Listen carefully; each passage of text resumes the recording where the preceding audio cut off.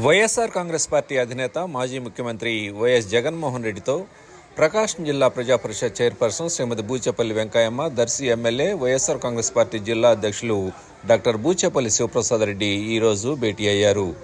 తాడేపల్లిలోని జగన్ నివాసంలో జరిగిన ఈ భేటీలో జిల్లాలో వైఎస్ఆర్ కాంగ్రెస్ పార్టీ బలోపేతానికి చేపట్టవలసిన కార్యాచరణ గురించి చర్చించినట్లు సమాచారం.